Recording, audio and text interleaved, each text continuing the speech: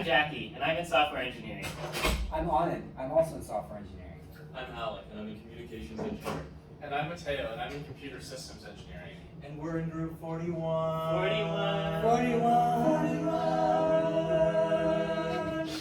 12% of the population has kidney stones, and as an engineering student who drinks iced coffee 5 times a day, I know what dehydration feels like.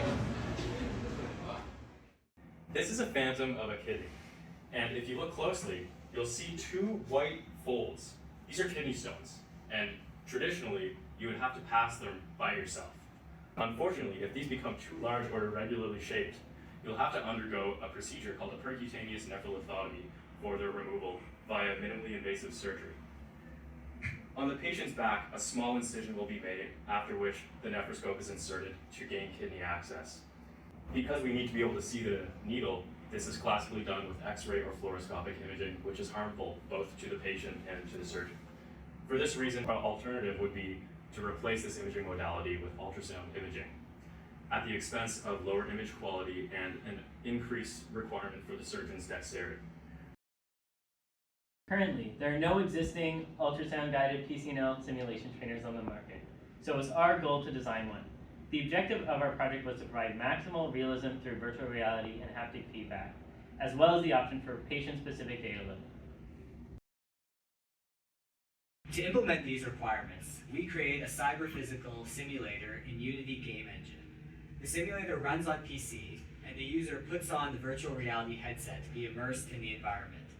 The virtual environment can be loaded with any ultrasound data. To control the probe in the environment, we use the Novant Falcon as the haptic device with a custom-built gimbal mounted on top of it to provide rotation. As the user moves the probe around in the environment, our simulator displays a slice of the ultrasound volume for the user to see. To make the physical assembly feel realistic, the Falcon was made to sit upright, and the model probe was designed to sit on the gimbal for the user to hold. So, in conclusion, we've created a virtual reality cyber-physical ultrasound training simulator with an ultrasound probe guided controller. But as a future extension to this project, we could maybe add a second controller for simulating the nephroscope so that surgeons can practice using both devices at the same time. But now that I've seen such a great and well-engineered device, I feel totally comfortable having 3 or 4 iced coffees a day, now that real surgeons are going to be out there trained on this exquisite machine.